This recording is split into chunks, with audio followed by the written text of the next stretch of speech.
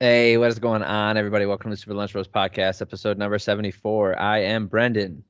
And I'm Nate. Hey, Nate's back. Everybody, hey, Hey, look, it's Nate. Look, it's that I'm guy. still I don't alive. know if he's to the Yeah. left or to the right, but he's definitely here.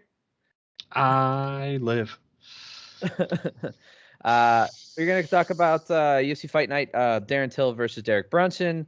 Some interesting, like, up-and-coming heavyweight stuff. The UFC and US debut of Patty the Batty Pimblett. Pretty freaking cool. And a couple more things on this card, and we might get into some other stuff because it has been a while. All right, before we get all that started, please like and subscribe if you like what we're doing. Please tell somebody else about it. If you want to argue with me about what my problem with eye pokes and groin strikes and how I think they should be an automatic point deduction, please argue with me in the comments below. I will have that argument with you all day. I see I did not miss much. No, it's been, dude, every week now I'm like making notes of it in my notes. It's like every single fight I will point it out until something is done. I am sick of it. I know I don't have much of a voice, but I figure if someone hears me, maybe they'll raise a stink, and then enough people do it, finally something will happen.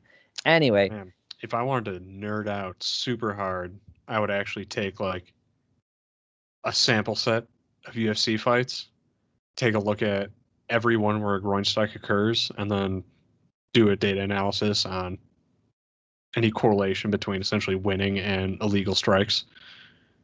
ah, That would be an interesting. Ooh, oh, ooh, we I'm could I'm also do I'm that. bored and I got a lot of tools. I might just do that. I might That's publish a cool. little. I might publish a little white paper on why cheating is advantageous in the UFC. Yeah, because you get a free one or two or three or four, depending. Yep. But yes, please like, subscribe. It means a lot, and please tell somebody else that what we're doing. And if you really like this stuff, you know, get involved. Comment, please talk to me. Like I love talking about MMA, and like having a discussion about this stuff makes my day. So, all right, without any more ado, let's talk about the main event. Darren Till defeating. Oh no, he didn't. Derek No, Brunson. I was about to say. They both start with E. Like so, Derek Brunson defeating Darren Till. Um, he gets what was it, the third round? Yeah, third round rear naked choke submission on Darren Till. What'd you think of the fight? Like what? Yeah, what'd you think of the fight first of all? And I got some other things I want to talk about. Mm. I mean, I enjoyed the fight. I had no problem with it. I thought Derek Brunson was putting a lot of pressure on Darren Till, and I don't know. It wasn't the best performance I've definitely seen from Darren Till, but the takedowns from Brunson, and then you know, I don't know if it was Till's cardio or what it was, but he didn't seem to be all there the way he has been for other fights. Yeah, it looked like he faded a little bit. What did you Yeah. think about Derek Brunson specifically, about how he looked? I thought he looked good. I mean, I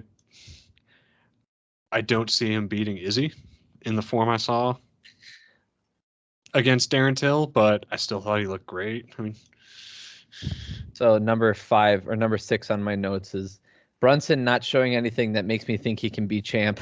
yeah, but like that was all right. So without us actually comparing each other's notes, we pretty much thought the same thing. Right? He He's looked too good. easy to hit. Yeah. He's too easy to hit. So my takeaways were like Till looked really smooth. He looked really quick. Punches were getting to the point. He looked great. He just couldn't stop the takedown in the first Yeah. round. And then, Brunson was on top for 3.5 minutes.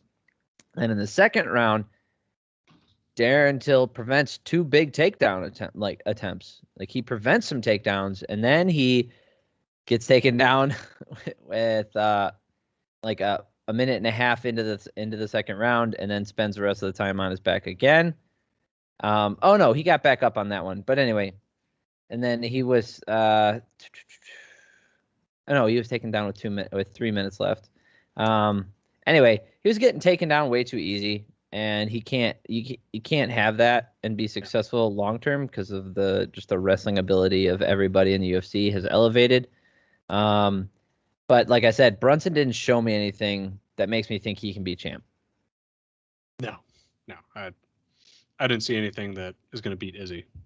No, he got rocked. He got hit a lot. I mean, like what I wrote was like he got a Hail Mary takedown and finished the fight. Like, because if he does not get that takedown, there's a good chance that Darren Till could get the TKO finish.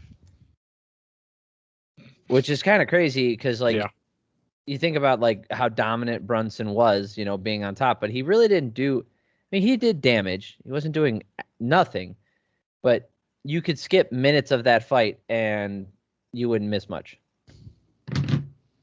Yeah, I agree with that. I mean, it was a lot of Darren Till being in positions that I don't see Brunson being able to get Izzy into. Yes, and then I like, before we get. Let's say, what do you think's next for Brunson? What do you think he should do? I know he wants a title fight, but I mean, well, so here are the names who are ranked above him: Marvin Vettori, Jared Cannonier, Paul Acosta, Robert Whittaker, and then the champ. Has he fought Cannonier? No. I'd say that fight. I think he should wait. I think. I mean, logically speaking, as far as like the UFC goes, matchmaking wise, I could understand why they would want to do that. It makes sense to me that the UFC would pick that fight next because they both had wins in the last couple of weeks. Therefore, they're in the same weight class, around the same, like, hey, this is a title eliminator, that kind of thing. Mm-hmm. Problem is, this is 5 wins in a row for Derek Brunson. Which is big for that weight class. So here's some, I like doing these. These are really quick rundown. So he lost to Yoel Romero back in 2014. Then he rattled off 5 wins in a row. Lorenz Larkin, Ed Herman, Sam Alvey, Roland Carneiro, and Uriah Hall. The last 4 by KO or TKO, by the way. Then he loses to Robert Whittaker, the former champ. He went on to become the champ right after that. Loses a decision to Anderson Silva, which was garbage. Like, a lot of people thought that he won the. I mean, I don't care about it now, but it's kind of garbage. Beats Dan Kelly, Lyoto Machida. Loses to Jacare Souza, and loses to Izzy. Then he beats Elias Theodoro, Ian Heinisch, Edmund Shabazian, Kevin Holland, and now Darren Till. So he's 5 wins in a row with 2 finishes, 3 decisions. So, like, I don't see how he could not get a title shot at this point other than timing. Yeah, the timing is hard, and also just that division, just because of. Why is Costa still ranked number 2? Yeah, that was my question. I was looking at that just now, and I guess technically his only loss and last loss is against Izzy. Yeah, but how many wins does he have against ranked opponents? I mean, the UFC. Let me look. If I was to pull up his Elio rating, I don't know. I would say not a lot. Yoel Romero, not in the UFC. Another data analytics point that I would love to see in the UFC, an actual rating system that ranked people based on the difficulty of their opponents, the same way they do for college football. Yeah. Yeah, we've talked about that before. Look at his record in the UFC. I know. Name wise, you think it's pretty good. So Gareth McClellan, that's nothing for us. Alawale Bangboje, definitely not ranked. Johnny Hendricks, not in the UFC anymore. Uriah Hall, that's a good win. He's still doing pretty good now. I mean, whatever. Yoel Romero got cut from the UFC. Beating Uriah Hall doesn't make you a top 5er. No. No offense to Uriah Hall. He's had a long, great career, and I love him. He's one of my favorite fighters, but he's beatable. Yeah, the last good win was Yoel Romero. Yeah. And that was in 2019. And that was August. And that was not a great win. Some people thought Yoel won that fight. I didn't. I thought Costa won it. But it's not like Yoel Romero is no longer in the UFC. Yeah. Uriah Hall, Johnny Hendricks not in the UFC. Alawala Bangboje, maybe he's still in the UFC, but I know he's not ranked. Gareth McClellan, I don't know about either. If Paula didn't have a fight already scheduled with Marvin Vettori, I would say I'd want to see Derek Brunson versus Paul Acosta. I think that would be it. That fight makes more sense than him fighting Cannonier, because I'd rather see Cannonier. I want to see, because Cannonier was supposed to fight Paul Acosta, yes, was supposed to fight him. Then Costa pulled out. Yes. So I think Cannonier actually doesn't have a fight scheduled right now, which is why I would say Cannonier versus Brunson probably makes the most sense, but I would rather see Derek Brunson versus Paulo Costa. Yeah, I mean, if I'm Brunson, I'm waiting. I would just wait because What are you waiting for? the title shot. Like, I just wait because what worst case scenario if I'm him, because he said it himself. He's like, I'm not starving right now. I have plenty of money. He's like, I'll wait. He's like, this All right. might age So wise, career wise, this might be his last chance. I'm not saying he's gonna, but say Paulo Costa just starches Marvin Vinatieri. Does that Unlikely, but put? I'm not saying, like I said, but say Paulo Costa gets a big knockout. Now, is there a threat that Paulo Costa is ahead of Derek Brunson? no, absolutely not. The way he got But spanked literally and figuratively by Izzy, like that makes no sense to me. but the way the rankings are, and if he gets a flashy knockout, Nah. that would be my argument for why it would be a risk for Derek Brunson to wait too long and end up having people forget about him. Maybe you're right. If I'm him, like I said, I'm just waiting because there's no reason for me to keep fighting these contenders and then possibly get a loss before I'm able to get my title shot again. All right, Like, I I hear have you on 5 that, wins in but a row. My dog just farted. yeah, I hear you on that, but I mean, how hard did Leon Edwards lose out on waiting for his title shots? Listen, Leon Edwards, like both I bad know luck, bad personality, and a lot of reasons. There's a lot of reasons that went into him. I know it's a special case, but Leon Edwards doesn't have wins over ranked opponents in the fashion that, like, his last win was against Nate Diaz, and he got rocked with like a couple seconds left, like, and that doesn't look good. No, I hear you. I'm just saying there's a risk to waiting if people aren't clamoring for you to get the fight. And I don't necessarily know that people are clamoring for Derek Brunson to be the Yeah, next you know what? opponent. You're probably the voice of reason right now. I'm just being stubborn. No, you're being here's the thing, you're being a purist because absolutely it makes the most sense for the division for Brunson to be next. I wouldn't mind seeing him fight Izzy. I think Izzy still wins. Wow, nice voice crack. I think Izzy still wins, but Brunson earned it.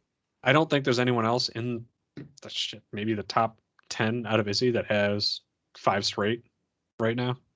Robert Whitaker, maybe. Does he have 5? Well, no. I don't know if it's 5. Izzy. Yeah, I don't he does. think it's I don't 5. think he has 5 straight.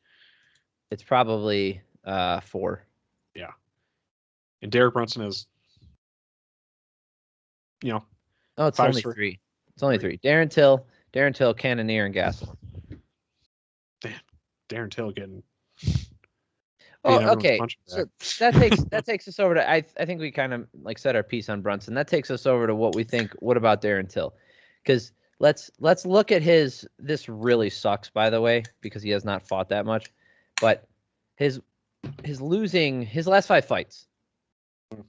Lost to Tyron Woodley, the KO loss to Jorge Masvidal, which was like a really fluky KO. Yeah. Like, let's look at Jorge Masvidal's performances since then, and he has like the flash KO against Ben Askren, not in the UFC anymore, and then a bunch of mediocre / garbage performances against the champ. Darren Till beat Calvin Gastelum. Loses the decision to Robert Whitaker and then loses to Brunson. So he's 1-4 for his last 5. Jorge Masvidal is the only loss on there that's really bad, because that's one of the last times he fought, I think, at welterweight. Yeah. Yeah. I mean, it sucks because Robert Whitaker and Derek Brunson are absolutely. They deserve to be where they're ranked. Like, they're awesome fighters. So losing to them is nothing to be ashamed of. But yeah, he's still ranked number 7 before this weekend. He went up to middleweight and fought Kelvin Gastelum, Robert Whitaker, and Derek Brunson as his first 3 fights back at middleweight. Like, that's a tall order to ask of anybody. So I don't necessarily maybe he takes a step back and gets a couple fights with people a little bit lower in the division. I just wish he could make 170. Yeah, because there's a lot of people I think he beats like I think he beats Jorge Masvidal because he rocked Jorge in the first round. He already beat Stephen Thompson. I don't agree with that decision, but history is what it is. Yeah, so like he had a really close fight with Stephen Thompson. And he missed weight on that fight. Yeah, he did. He could beat Leon Edwards. He could beat Vicente Luque. I think him versus Gilbert Burns is a fun matchup. Colby Covington's a fun matchup, and Usman's a fun matchup. But I think the pathway to a championship for him is way more likely at welterweight than middleweight. I don't think so. I think there's only good no, because those three people are all like heavy grapplers. The dude needs to learn how to grapple. Yeah. I think if he went down to 170, he should go to like Dagestan. At least going down to 170, like if he's gonna at least get some better takedown defense and grappling, his size is gonna help him out some more. Because even if he gets better at grappling and takedown defense, it's still gonna be a struggle size wise for him at middleweight. I mean, maybe. Yeah, I mean, I'd agree with you. It's just there's not a lot of wrestlers, right? So it's like you have Jack Hermanson as a grappler, yeah, but like Sean Strickland making his like move up. Kelvin Gastelum doesn't wrestle that much. Marvin Vettori doesn't. He's a grinder, so he kind of grapples, but he's not like a heavy wrestler. He's more just like, dirty boxing and clinch stuff. Paulo Costa doesn't wrestle. Robert Whittaker does, and Izzy doesn't wrestle. So he's like, if he gets the right matchups and dodges some of these people, but the thing is, like, he hasn't beaten. He lost to Robert Whittaker. Yeah, he's got the loss to. No, he beat Kelvin. Yeah, it was a split decision against Calvin, and then now the loss to Derek Brunson. I don't know. It's just he's still young. I think he's got time. It's just he needs to learn how to grapple and be more comfortable with it, because I think he would be able to let his strikes go a lot more if he was confident in his ability to either get back up or to not get taken down. And I think he should consider, if possible, a move back down to welterweight. Yeah, that's fine too. I'm not mad about that. I think that would make sense. The thing is, there's a ton of grapplers down there, so like even if he has size on his side, he got taken down by Tyron Woodley. Mm-hmm. You don't think Usman or Covington or Burns is going to take him down. Obviously, Leon Edwards, like that's a fun fight because he doesn't grapple. Masvidal's probably not going to grapple. So will. He's got to work on it. Like either way, no matter what weight class he stakes in, like he's got to figure out his game when it comes to that. Yeah, that's for sure. All right. I mean, it sucks for him. I hope he doesn't get cut or anything. It's just he's still fun. The hard part is he's still a fun fighter. So I think he affords himself a little bit of leeway. Considering I wouldn't mind seeing him against Uriah Hall. Both coming off of losses. Uriah Hall's kind of on the tail end of like probably his competitive career. Mm-hmm. And it's kind of a make or break fight for either guy. Yeah, I wouldn't mind seeing that either. Sean Strickland could fight him, but I would rather see Sean with like Jack Hermanson or somebody else up at the top. Anyway, okay. Next fight, the heavyweights, Tom Aspinall versus Sergey Spivak. Aspinall, like he looks like super light and athletic. A young Frank Mir lookalike. Yes. That was the first, like when I looked at him, I was like, hold on, wait a minute. Is that little baby Frank Mir? Yeah, that's right. You remember Frank Mir used to be like athletic? Yep. Hold on. A little respect there. Well, he was a champ too. Oh yeah. It's just it's hard to remember that because I remember near the tail end of his career where he was like pudgy when he fought in Bellator and stuff. He just didn't look the same. Yeah, but he gets the win with the short right elbow. He rocks Spivak and then gets a TKO finish. I think he looks fun. I wouldn't mind seeing him. Before this, he was ranked 13. He called out Blagoy Ivanov, who's ranked 12. I'm not mad at that, and you kind of get what you ask for, so that is what it is. But I wouldn't mind seeing him against like Augusto Sakai or Marcin Tybura, somebody up in the top 10, because there's some good matchups up there for him, and he's athletic enough. But he also says he's like, I don't want to jump like into the frickin' like top 5 right now. Especially with heavyweight. Like that can be a big jump. I mean, Ngannou gone, Miocic, Yep. Derek Lewis for some reason, Curtis Blades, Alexander Volkov. Jeez. Oh, the respect in your voice. Yeah, I don't know. Anybody who doesn't take it like I'd say it's like Shaquille O'Neal, man. Everybody like because obviously he's good because he knocks people out. And obviously Shaquille O'Neal is good because he like scored 30 points a game. But he also missed a shitload of free throws, didn't play good defense a lot of the time. Why? It's because he didn't try as hard as he could. Like, that just drives me bonkers. I mean, look at Kareem Abdul-Jabbar doesn't get the respect that he deserves because he wasn't like some athletic freak. He was just tall and he played for a long period of time. And he stayed healthy. He just worked really hard all the time. And like that's something that I don't like not seeing in a professional athlete. I think it's kind of like ridiculous, actually. Yes. Anyway, I don't want to get on that one. I get you. I totally do. And yeah, I don't mind that. I also wouldn't mind like Walt Harris or pretty much anyone from like 12 to 9 having him. I don't want to give him to Walt Harris. I think Walt Harris has had a tough enough life as it is. Let's give him a minute to recover. Yeah. Anyway, Alex Morono defeating David Zawada. Morono looking really good. Zawada looked faster, and he was moving forward a lot. Morono was landing big right hands all night. Morono was also missing big. Looked silly. Zawada started the second really aggressive, and he was targeting the body, but he kept getting caught like with Morono over the by those right hands coming over the top, and his nose started to bleed. He started to get real messed up, and then in the third round, it was just Morono all the way, just doing damage, and Zawada just like when they start talking about your toughness, it's not a good sign.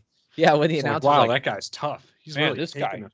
He's taking some shots. This guy's tough. He just doesn't go away. He's not a quitter. That means you're getting the shit kicked out of you. That's what that means.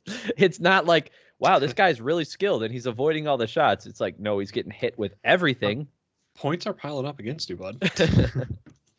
So they were mentioning that quite a bit, and that was kind of like an indicator of how that fight was going. Morono, he beat Cowboy Cerrone in his last fight, and I think he's at welterweight. I don't know where he's going to fit in or if he's ever got what it takes to, challenge anybody in the upper echelon, but he improves every time he's out there. He looks really good. He gets wins. Like I don't know what to think. Cuz he's got a lot of these like not gritty wins, I guess. They're not pretty. No, they're not. And his striking isn't like he's also like more of a grappler, which is crazy because he's just been standing the last couple of fights. Oh no, my light just went out. Well, poop. Darn. It's okay for now. Yeah, so he's got a loss to Chaos Williams because that guy hits really hard. He's got a loss to Anthony Pettis. Other than that, like he's just got wins against Max Griffin, Zach Otto, Rice McKee, Donald Cerrone, David Zawada. Like he's got lots of good wins. I don't know. It's fun. I want to see him succeed because he seems like a really good guy. Yeah, I mean, there's plenty of good matchups for him coming up. So we're gonna change order because I want to talk about Paddy Pimblett just a little bit. All right, let's do it. And then we'll go back because I want to spend a little bit of time with the Khalil Roundtree thing. So Paddy the Batty coming from Cage Warriors, right? Lots of hype around him. Yeah. First fight in the UFC. First fight in the United States. Oh yeah. Lots of firsts. Yeah. It's just, dude, it was something else watching him fight. What did you think of the fight? Like when you were watching it, did it feel like it was the first fight on the card? I mean, it definitely was a great way to kick things off. don't think they could have asked for a better first fight on the card. But I mean, yeah, it was fun. It was fun seeing the energy around, the excitement from Bisbing and from the whole team talking about this dude coming in. Like there was definitely a lot of fanfare pumping him up, and he delivered on it. So Yeah, it didn't feel like the opening fight on the main card to me. It felt like this was kind of like a co-main event almost. It felt weird. okay, I see what you mean by that. That like because of how much hype and talk there was around Yeah. it. It felt weird coming down after this and like, oh shit, we got 5 more fights. Like, oh man, or 4 more fights. It's kind of like not an exact comparison, but kind of like a Greg Hardy thrown on there. Yeah, I mean, like last year when it's like, oh, that's a big name to throw on the opening of a card in terms of like name recognition. Like having someone whose name recognition is so much higher than almost everyone outside of the main event. Yeah, but the thing is, Paddy Pimblett's a good fighter, not. Yeah, yeah, not like no knock, obviously. He's not Greg Hardy. But the hype yes. is definitely there. So watching this fight, man, Luigi Vendramini, he's a tough dude. He hits very hard, and he's got decent cardio. So I knew it was going to be a tough out. Getting called a tough dude is probably was unfortunately because of how much it took for him to actually go down in the end. But because I've seen him take some punishment. So Paddy looks gigantic, by the way. Like, and that's at lightweight. Apparently, he can fight lower than that. He can fight at featherweight, which is bananas. I know he's 5'10". He's huge. But he really does have a habit of leaving his head like completely vertical, hands down. He looked really focused. He looked good. He didn't look tense. And there was a couple times where I was like, he should have spammed that front kick more because he was landing a lot with that front kick. Like he would either like whip it, like bring it up forward and then whip it around and catch Vendramini, or he would like whip it up and then push. And he was catching him on the chin with that too. He was keeping distance with it. It looked really good. I mean, I think he could have used that a lot more. But in the end, Vendramini catches him with this big left hook. And Paddy doesn't go down, but, he's, I guess, rocked kind of. And he steps back, and then eventually they end up on the ground, and he's taking a beating a little bit. And then the dude Paddy gets up. They start throwing, like, sloppy punches at each other. And one of them, Paddy catches Luigi, staggers him. Then Luigi ends up against a fence, and then, through a barrage of punches, a big right hand comes and lands right on the chin of Luigi and puts him out. Dude, Paddy, it hits hard. And like I've watched his Cage Warrior stuff. Like he's mainly a grappler, which is crazy. See, fucking dude, he's mean, man. Like this guy, he's the real deal. Like it's fun to watch him. I'm excited to see where he ends up, either at lightweight or featherweight. I want to see where he fights, but it's gonna be fun. If he can make featherweight, he'd be an exciting featherweight. Not to say he can't succeed at lightweight, but with that kind of power and aggression, I would like to. It'd be interesting to see him at featherweight. So there's some talk about one of the best debuts, UFC debuts of a hyped fighter. So that's the key, right? We're talking like a Brock Lesnar. We're talking, Conor McGregor style stuff, like someone who is hyped up before they come into the UFC. And like some of them are, Justin Gaethje versus Michael Johnson is my personal favorite. Would you say Sylvia was a hyped fighter in his UFC debut? Anderson Silva against Lieben? Yeah. Yes. Yeah, that might be when he beat the piss out of Lieben. Yeah. In terms of hyped fighters coming in, that might be my number one. Like, yeah, I would say that one's in more of a distant memory. It wasn't as much for me because I didn't know of him as much. Like I followed because I didn't follow Pride until right before it folded. Right, that's when I started watching Pride events. So like Anderson Silva had fought in Pride and lost a couple over there before that, and he like did some other organization stuff, and then he ended up over here. Whereas like Justin Gaethje for me, like I watched World Series of Fighting. Like I remember watching those events and I watched those fights, and Justin Gaethje was the champ, and I watched his particular brand of crazy as he like beat the shit out of people's legs and did flips off the cage. And then when they didn't fold, remember they were restructuring because they eventually became the PFL, so they took like a year off to really restructure, get funding and all that stuff, and figure out what kind of organization they're going to be. And now they are the PFL, where they have like a regular season, a playoff system, and then $1 million championship, right? That's right. So he left there only because they didn't exist anymore. So that like World Series of Fighting like didn't exist. So he could have gone to Bellator. He could have gone overseas, which I find unlikely, or he could have gone to the UFC. And I remember before he went to the UFC, everybody was talking trash. They're like, oh, this guy isn't real. This guy can't do anything. We talked, I don't know if we had our podcast yet, now that I think about it.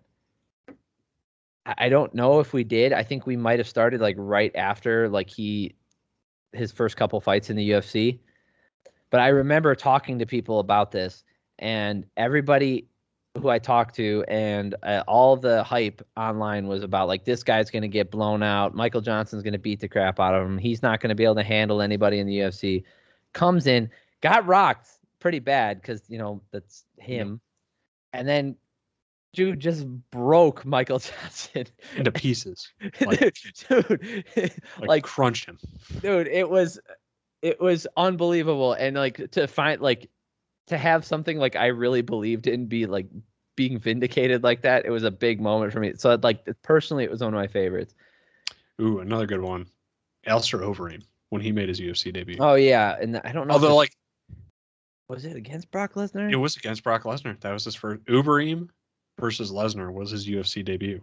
Yeah, with the knees to the diverticulitis body, and knocked him down. And fully just Uber version of Overeem. Yeah, the biggest version of Overeem. I mean, the only reason like I would almost count that out is because of how established he was between Pride and Strikeforce. And like, Glory. Not Glory. K1.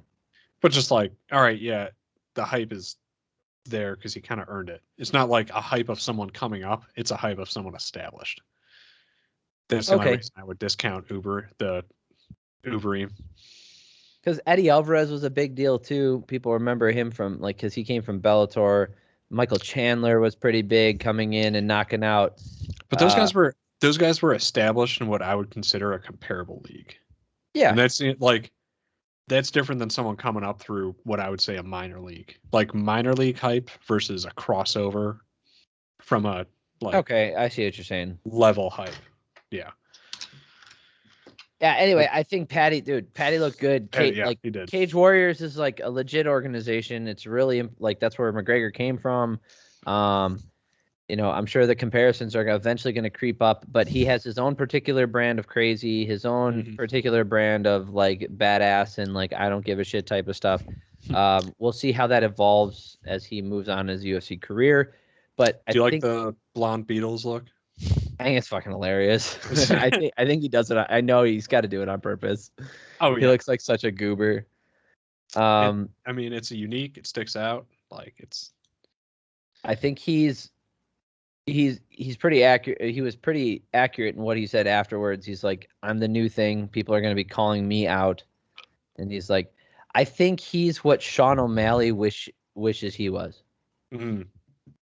Like, I understand that Sean O'Malley is a good fighter and all, but Sean O'Malley was like heavily hyped and his body broke down and he's had some good fights and some bad ones, but like he's still a good skilled fighter. But Patty seems like he's like, no, I'm the real deal. I'm here to stay. Everybody knows my name. Like his Instagram account, which he had to remake, dude, the amount of followers doubled over since yesterday.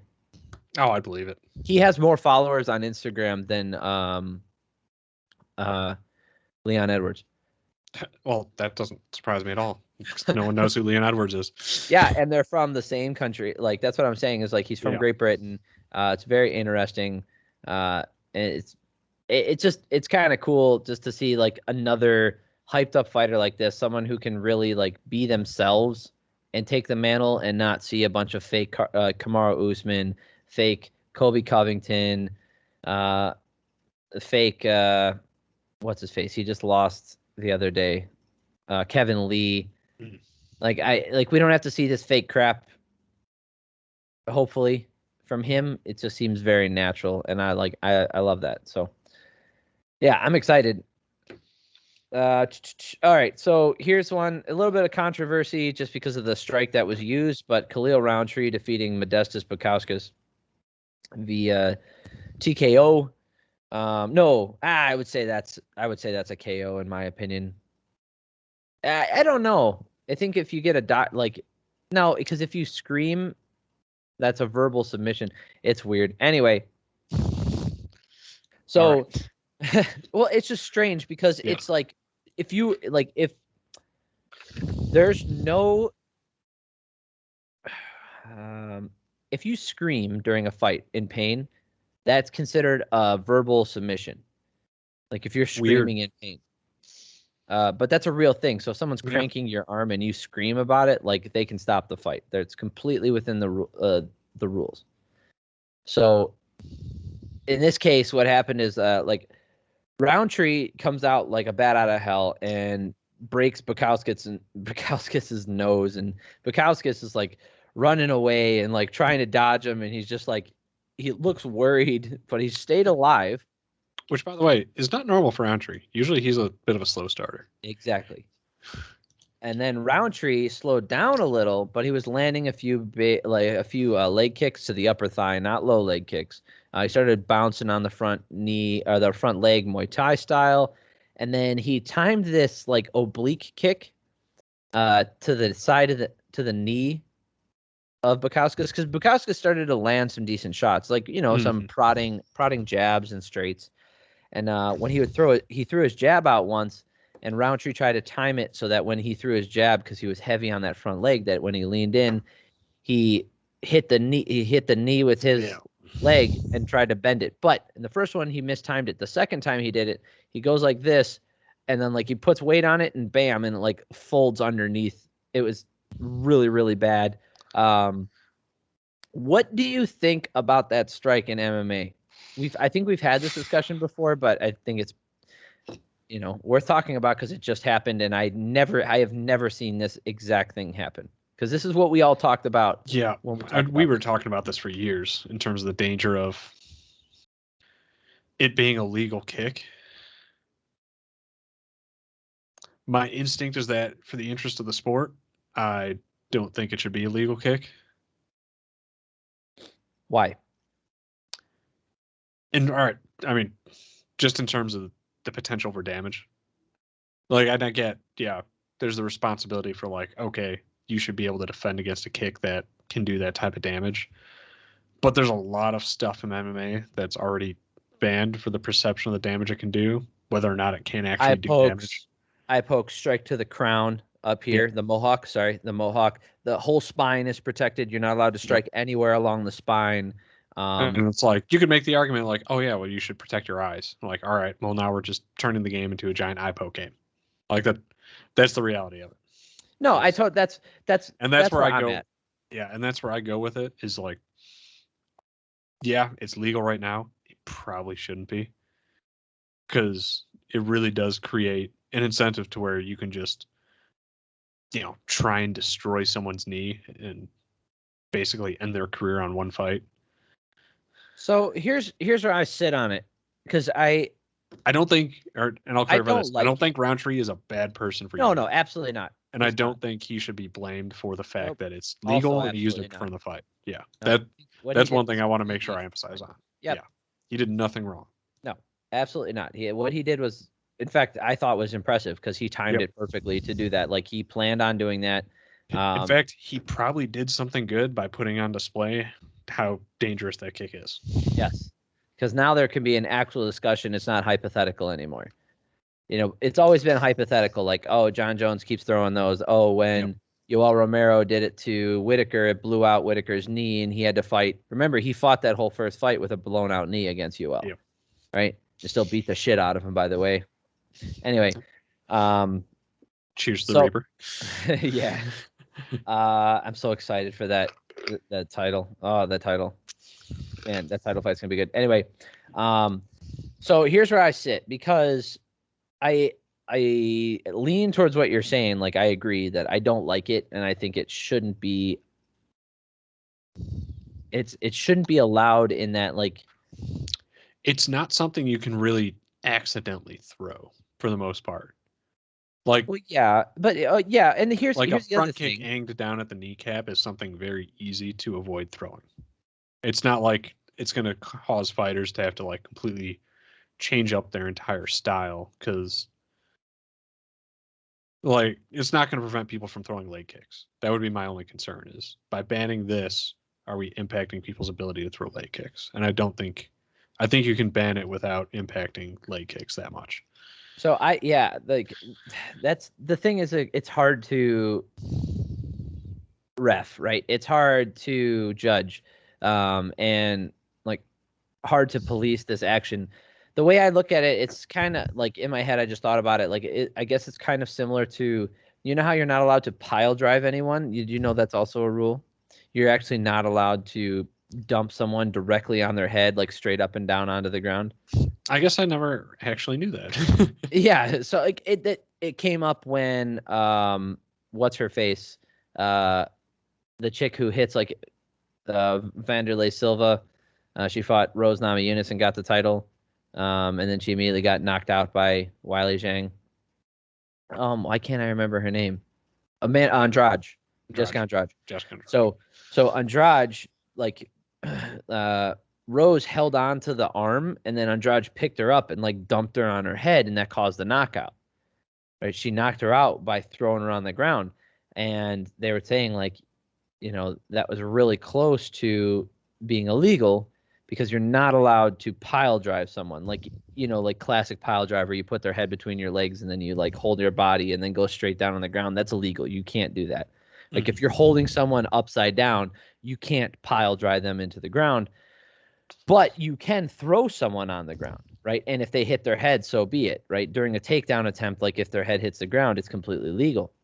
I think it's similar to that in that I can kick your knee, you can kick my knee, right? Like we can do leg kicks from the side and all that stuff, but a forward kick, a direct forward kick can go to the body and to the face, but not to the knee. And like I only hesitate because I lean the other way as far as strikes go. Well, like you can press or forward kick to the body, but you can't to the groin. And you have to make sure you're avoiding the groin when you're conducting that kind of strike. Yes, exactly. And that's what I'm saying is like I think you can do it. What I'm worried about isn't that like, oh well, we're not going to be able to call it correctly. We can have a separate discussion about that shit and like people not calling things, but more importantly, you can do things. One of the things I've grown to hate is slashing elbows. Like I know why Pride banned them now. It's because they cause a lot of cuts, which that's not a good way to end a fight. Like, they're an effective technique. They cause a lot of superficial damage without necessarily causing like impact damage. Yeah, and I mean you can absolutely finish a fight with like impact from an elbow, and we've seen it, dozens if not hundreds of times. But in terms of like light slashing elbows, you don't actually have to throw a lot of force behind an elbow to cut someone on the face. Exactly, and those drive me crazy. So like I have come to dislike elbows, even though I like when Tony Ferguson throws them. I think it's cool. Like I just don't like them in general because I don't want to see a fight stop because of cuts. I think it's stupid. So and there's an argument to be made about how that affects someone's career long term. Yeah, because when someone starts to accumulate a lot of scar tissue, now they're more, even if they're not taking that type of punishment later on, they're more prone to having a fight stop because of it. Yeah. So like Nick Diaz. Yeah. Both of them. There's a legitimate argument to that type of slashing elbows actually being something that we're not really seeing the impact of it being a finisher, but we are seeing the impact of it being a complication for fighters long term. Yeah, and I mean, I And guess think that's maybe how, I'm leaning that and way. that's how you should, and maybe that's how we should actually start looking at some of what is and is not allowed in the game. You know, is it something that is affecting whether or not it's finishing a fight? Is it affecting how fights actually move and transform? Because like there's arguments to certain strikes and like to knees on the ground or kicks on the ground, to how that would impact a lot of the wrestling game. Yeah, I think a lot more wrestlers would be more successful. Yeah. So like there's that. And then if we look at, these types of strikes, all right, a forward kick to the knee. All right. It's not really, it definitely is affecting a lot of the way that striking is happening with certain fighters that take a lot of advantage of it, like John Jones. Like that would be a big impact to John Jones' game if that was banned. Yeah. But he has to have a game in order to affect it. He hasn't fought in like 2 years. But the potential impact of fighters' careers because of a strike that doesn't necessarily, like, it's not a generally direct impact on, all right, this isn't finishing a fight. This is not adding a lot of positive engagement in the sport, is maybe how we should look at it. Like, is it really something engaging between the fighters? Is it adding positive engagement? Like, how's it affecting people's game plans? But it is impacting fighters' careers long term. Yeah, and I would say that if you look at, the ability to do damage to someone's body, right? Any sort of joint manipulation, that can possibly lead to a submission, you have an opportunity to tap out and say, hey, like, I don't want to take this damage anymore. In fact, during strikes, obviously, you can always tap out too, or say like scream, or, say I'm done or whatever. Or you can always just crumple down and let them get the TKO. So you have those opportunities. And obviously there's like the flash knockouts and people break their arms, like throwing punches or defending against kicks and stuff like that. But I think those are a byproduct of the natural, like the MMA that we see, modern day MMA that we see, right? Because, when you throw a kick, your intent is not to break their arm, it's to knock them out, right? Or to do damage to their body, in which or for instance, you can't bend someone's finger to try and small joint manipulation is also bad. Yeah, you can't do a middle finger bar. Like there's a reason for that.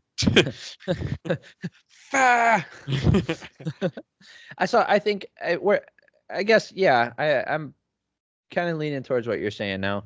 I'm okay with them maybe testing it out at the apex and being like, hey, we have it in a controlled environment.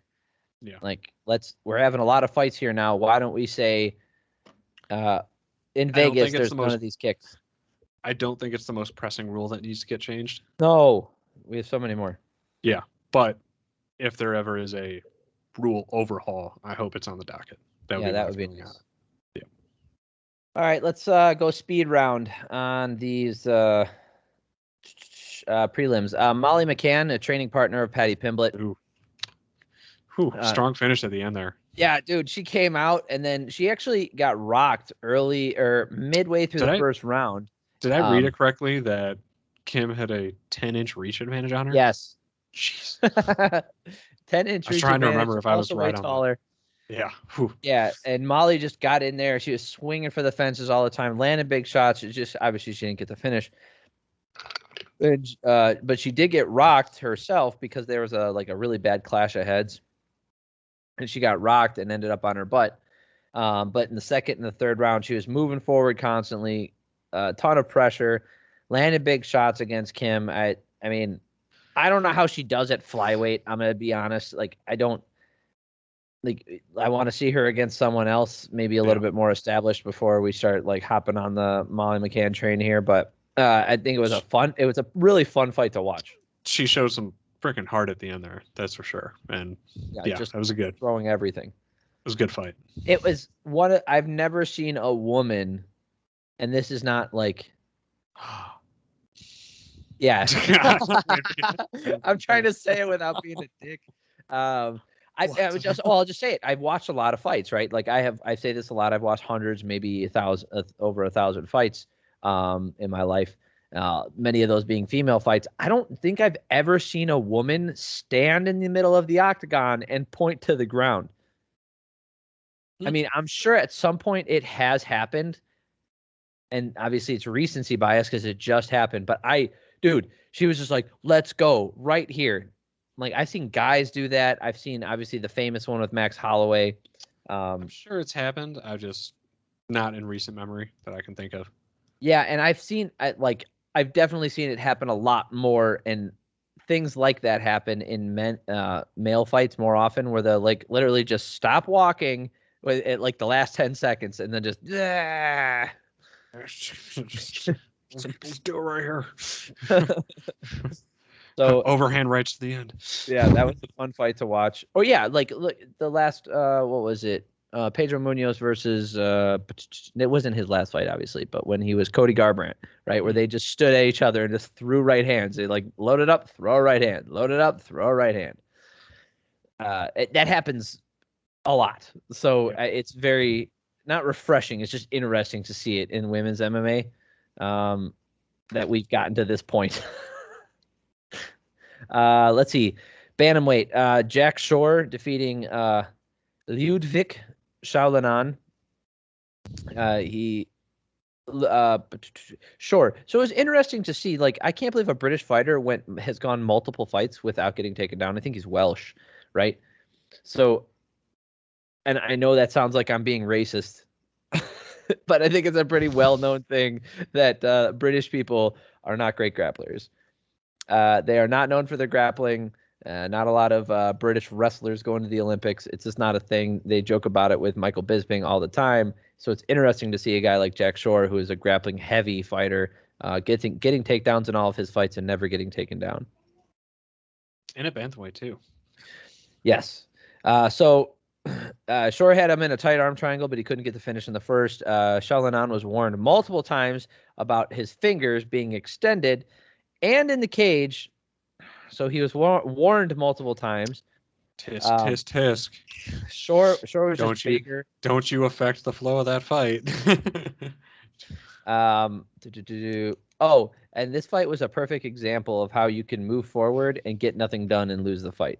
So like anytime anybody brings up, oh, well, the guy was moving forward the whole time. The guy was moving backwards. He was running away. Watch this fight. This is why moving forward is not in itself an effective fighting technique. Mm-hmm. Also, Michael Bisping, if you do happen to hear this, I know you won't, but that's okay. I said this before. I love Michael Bisping. I think he's one of my favorites now. It's him and Dom. Yeah. I think they're such a good combo. Bisping says that Shore is riding the bull like a matador. Matadors don't ride bulls there, Bisping. That is not what they do. Listen, he doesn't know. Just let him have it. I know he's not Spanish. Maybe that's why he doesn't know. A catchweight fight, Julian Erosa and Charles Jourdain. Interesting fight. Jourdain was switching stances. Probably the most entertaining fight of the night because like it was back and forth, lots of big strikes. Erosa got dropped. You know, Jourdain's shots weren't initially doing a lot of damage, and then they eventually did. If you did not watch this fight, go back and watch this one. It's worth your time. It's like a fun fight, and Erosa just like powers through it, and he got a fucking darce in the third round, dude. Like with 2 minutes left in the fight, you know, like that fight could have gone towards Jourdain's way. There's a good chance that like he could have won that fight via decision. So, you know, locking up that darce was pretty freaking cool. And then the very first fight of the night, Dalcha Lungiambula versus Marc-Andre Barral. It was interesting because Lungiambula kept loading up and swinging wide, and he's like the super strong guy who gets tired. But I'm just impressed how you said both of their names, honestly. I think that's the real win here. Lungiambula was like, this is a fight. This is a great example of how forward pressure can win you a fight. So Lungiambula was always on the warning track, right? Which is, you know, those double black lines between there and the the fence, that's like the warning track, right? So he was always fighting in there, and Barral was always moving forward, landing some good shots. Yes, he wasn't throwing big fight-ending, career-ending shots or anything like that, but he was touching him up the entire time. Lungiambula got really tired. He got he just wasn't having it. And then by the end of the fight, that's how you can see when forward pressure is being used effectively. Lungiambula was literally just backing up, like he was running away. That is not the same thing that Jack Shore was doing. Jack Shore was retreating and setting up counter strikes, using position, like getting positional advantage, right, by trying to keep space and distance and that kind of thing to like effectively throw the strikes that he wanted. Whereas Lungiambula was literally just like, I don't want to fight anymore. Please leave me alone, running backwards. Also, Dolce with a great nut shot late in the second round, and then he got 2 eye pokes. His second eye poke in the third, he gets another warning. So I think, I mean, it's all about the eye pokes, you. So I've talked about this on many of the podcasts recently. There was during the Julian Erosa Jourdain fight, Jourdain jumped in the air and got kicked in the nuts. And the ref literally told him, like, listen, you caused that. Like, you jumped at him like a spider monkey and you caught it in the nuts. Like, that can happen. That is a situation in which I think a good ref can use discretion and say, hey, no foul was committed here. Wait, well, I'm saying no foul was committed. There is no reason to warn. That's not even a reason for a warning. That is literally just, we have a pause in the action because a guy got hit where he wasn't supposed to, right? That's like me diving forward towards your hands with my face and getting poked in the eye. Like, I'm causing that. Yeah. Obviously that'd be more malicious in my side. So in the past few weeks and months, I have mentioned multiple times that I believe there are no more warnings. Like, I'm done with it. I really am. I'm sick of watching how it affects the fights. I'm sick of seeing these guys get warned 3 times, 4 times, 2 times, 1 time, and then they get a point off. It's totally random. It's totally bullshit, and I'm sick of it. It shouldn't be subjectivity that causes a fighter to win or lose a fight inside of the octagon. We should be having, like, yes, I understand with the scoring system, that's a possibility at all times, but inside the octagon, it should be as objective as possible. This is or is not happening. It is or is not against the rules, and it needs to end right there. I don't give a shit if we have some 6 to 7 rounds. I don't care if we have a 10-4 round because some guy. I think that's interesting from a point perspective. Let's have some fucking 6-7 point rounds. Sure, and that's what I'm saying. Like, if I poke you 4 times in a round and I get 4 points off, guess what? I better be going for that finish because I'm gonna lose that 3-round fight. Yeah, I'm done with it.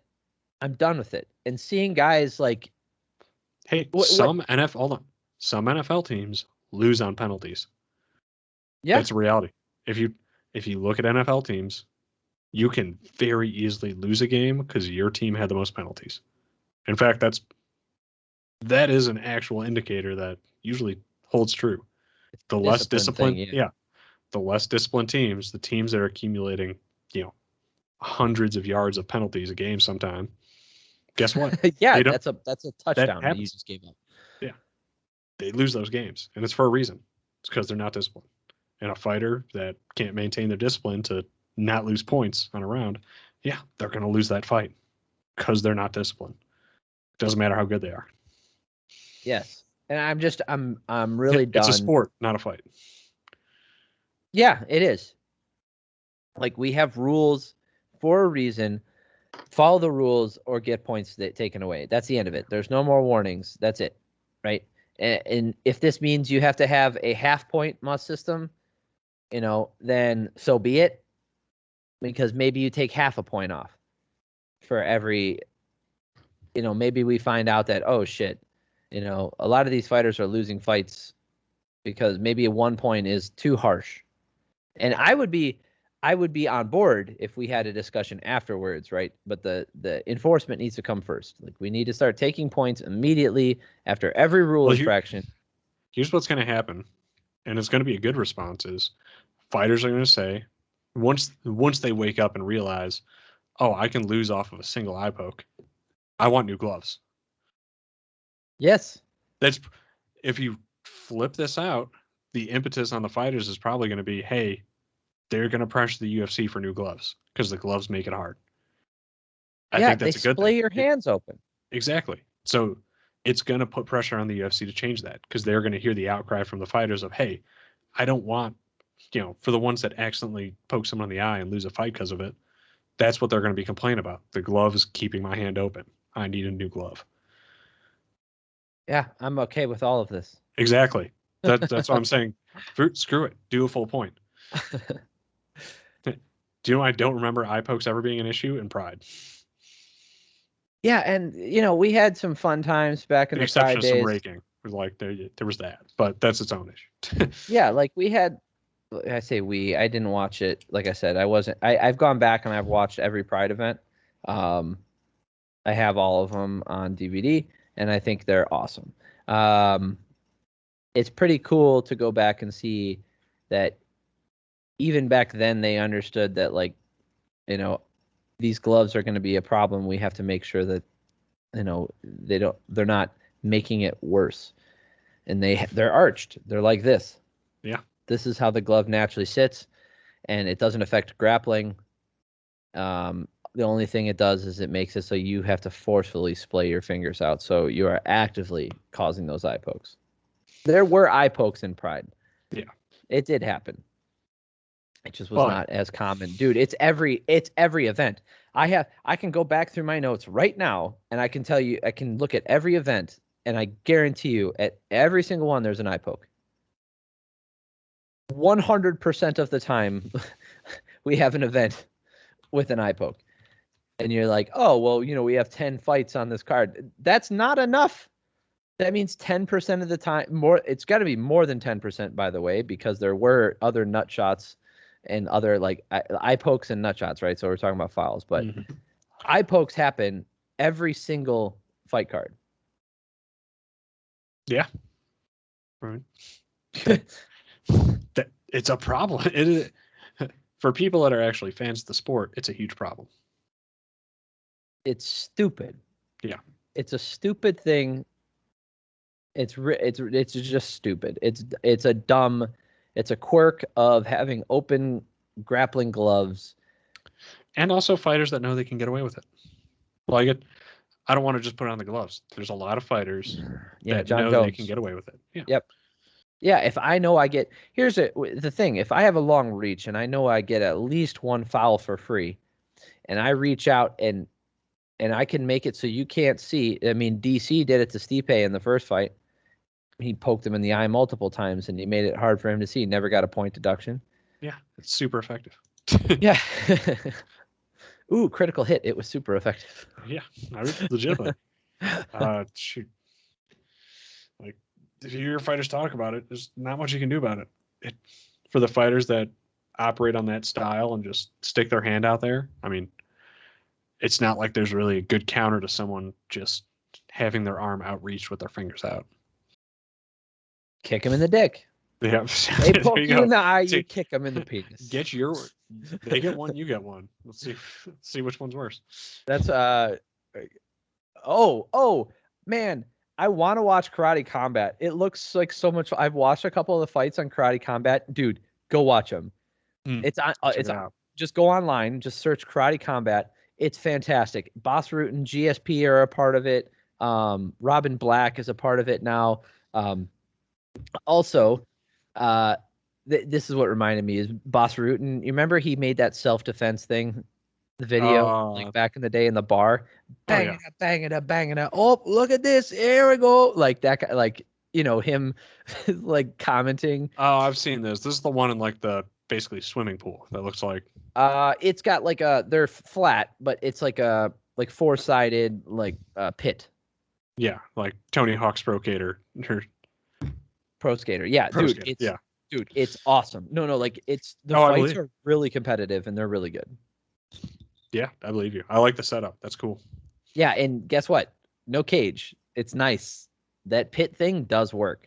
It keeps the fighters in the center, but there's no grappling, right? There's no wrestling or there's a little grappling, but there's no real like wrestling. So that's a different animal. Anyway, Bas Rutten came out with a new self-defense video, and GSP is in it. And I remember back in the day, I think, I don't know if I was watching that or if I heard him on an interview, but he was talking about when like he would corner people and his fighter would get kicked in the pills. That's what he says.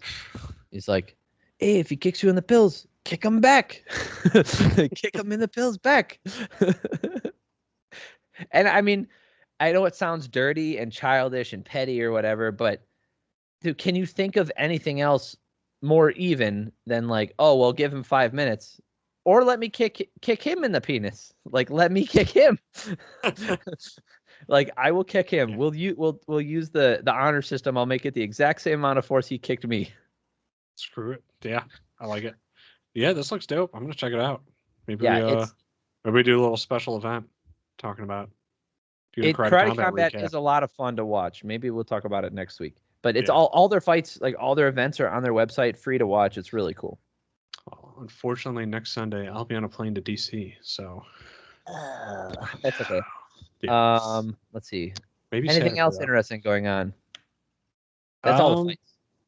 Yeah, nothing too crazy. I am stoked for this fall though. There are some good fights coming up. UFC 266, Yep. September 25th. It's pretty loaded. Oh yeah. Volkanovski versus Ortega, Shevchenko versus Murphy. I mean, if we want to see a murder. Yep. Nick Diaz is coming back. 267. We get Curtis Sterling. Blades. Oh yeah. 267.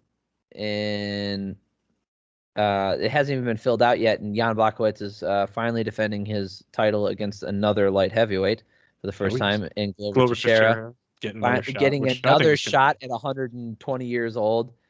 Peter Yan trying to get his belt back from Aljamain Sterling.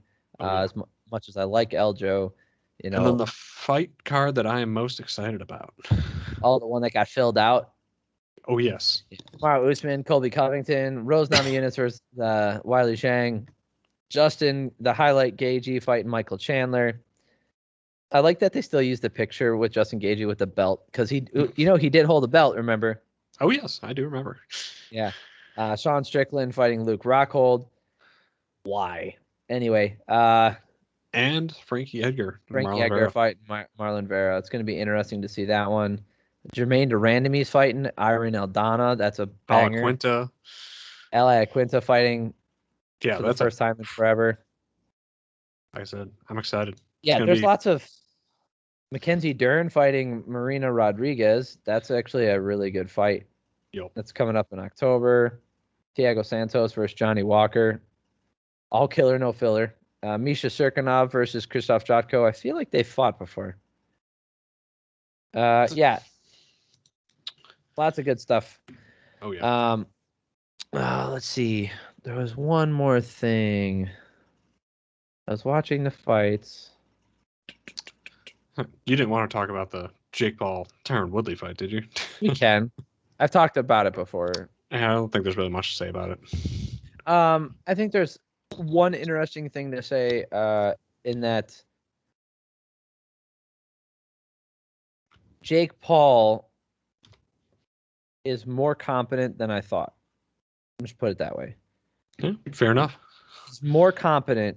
It's Tyron Woodley fought like Tyron Woodley. It's frustrating to watch him. I mentioned this before, but I don't know if it was age, but something happened when it was before he fought Usman. Everybody's like, Usman broke him. Man, Usman, why you got to do my boy like that? Usman, why'd you have to do that? Now look at him. Usman didn't do it, guys. He's been doing this in his entire career, and it's gotten worse and worse. You know, those two stinkers of a fight against Wonderboy Thompson. The huge stinker against Damian Maia.